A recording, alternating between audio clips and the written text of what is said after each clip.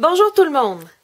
Si c'est la première fois que vous faites un Daily December, le feuilletage, je dirais, de mon album peut vous aider à démarrer, à débloquer ce qui vous semble être gigantesque comme projet. Alors oui, c'est 31 activités, 31 photos, 31 descriptions, 31 textes, 31 idées de ce qui s'est passé en décembre. Mais ça ressemble, je dirais, à un melting pot de tout ça.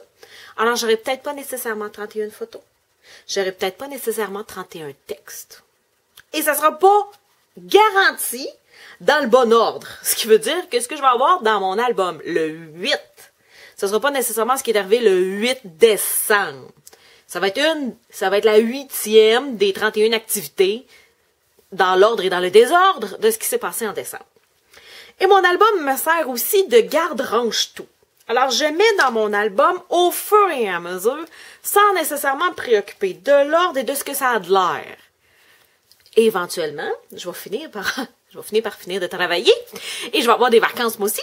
Alors, je vais pouvoir continuer à bricoler. Alors, j'ai mis un restant de papier à motif. J'avais découpé un petit Père Noël. Il m'est resté d'un cours. Je l'ai mis dedans. Je trouvais ça beau, un doilies, je l'ai mis dedans. Ici, c'est un restant de ruban qui me restait et j'en ai assez pour venir faire le tour de mon album. Voyez-vous, je vais venir me faire une grosse boucle. Ça va faire partie de la décoration de mon album. Je sais que si je mets ça dans une petite boîte, dans un coin, je vais finir par le perdre. Alors, je viens mettre ça dans mon album. J'ai réuni aussi des choses de la vie quotidienne. Alors, c'est la première fois que mon petit garçon faisait un dessin où on reconnaît un personnage. Alors, voyez-vous, il a la tête, les bras accrochés après la tête, puis les jambes, là. Mais c'est très significatif, OK? C'est la première fois que mon petit garçon le faisait. Alors, je l'ai mis dans mon album. Je sais pas si ça va se retrouver là ou plus loin, OK? Ça me sert de range-tout pour l'instant.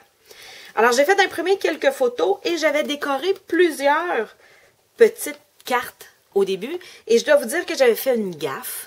J'avais mis le 1, le 2, le 3 directement sur les cartes. Alors, je me suis retrouvée, je dirais, obligée de l'utiliser dans ce sens-là sur une carte par 6 pour le 4. Ça me force, je dirais, à bouger des choses parce que cette photo-là date du 4. Mais là, si je veux la mettre sur la page du 4, il faudrait que je la mette tout petite comme ça. Je dois vous avouer qu'elle ne sera pas dans le 4, OK? Je vais me trouver une autre petite photo qui va venir ici à la place de ceci. En fait, ça va être ici parce que ça, c'est le dos du 3. Et ça va peut-être être quelque chose qui est arrivé le 6, OK?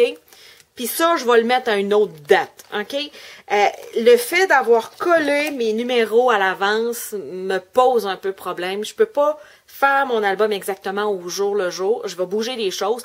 Mais mes enfants, dans 20 ans, quand ils vont regarder l'album, ils se diront pas, ben voyons donc.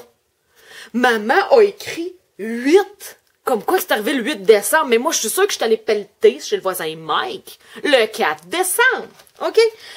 Essayez de relativiser le tout. D'accord? Alors, j'ai mis plusieurs photos dans mon album, mais je sais que je vais devoir bouger des choses selon plusieurs journées et que ça ne sera pas parfaitement dans le même ordre que ça a de l'air. Alors, voyez-vous ici, j'ai la carte de fête que ma fille m'a fait avec des nouveaux produits du mini-catalogue occasion. Ceux qui ont regardé la petite vidéo sur ses produits préférés, vous allez reconnaître les petits ballons les petits ballons roses, dorés. Alors, c'est là où j'en suis rendue. Alors, j'ai plein d'éléments de fait. J'ai des photos imprimées. J'ai des cartes décorées qui me restent à placer. Mais j'ai rien d'officiellement fait. C'est la magie de cet album-là parce que ça s'enlève et ça se remet. Ce qui veut dire qu'un album de scrapbook traditionnel, une fois que votre page est faite, elle est collée, ça se bouge plus. Mais la magie de cet album-là, c'est que bon, cette petite carte-là, maintenant, je vais sûrement avoir une photo que le détail va être ici. Je vais en mettre en avant de ma photo. Regardez bien, je pense que j'ai même... Regardez là. Je pourrais venir couper ma photo 3x4 ici. Puis venir faire. Mais peut-être que je vais en coller là, peut-être que ça va être ici, là. C'est la magie de cet album-là à pochette. Vous pouvez venir le modifier, l'altérer, tout le long du mois de décembre. Puis tu sais, je dois vous avouer que j'aurais sûrement pas fini le 31 décembre. Là. Ça va se continuer un petit peu en janvier. Mais j'adore le principe d'y aller au fur et à mesure, puis de mettre mes choses dedans. Puis quand je vais avoir le temps, tu sais, quand je dis mettre mes choses dedans, là, tu sais, des fois c'est comme ça que je les mets dedans, là. OK. Et à la fin, je vais juste assembler ça, puis ça va être terminé. Alors, si vous avez des questions sur je dirais, le processus de travail, d'initiation au December Daily, vous pouvez me rejoindre sur mon groupe Facebook que j'ai créé, qui s'appelle December Daily avec Nancy Gauthier, ou sur mon site web, carterieartisanale.com.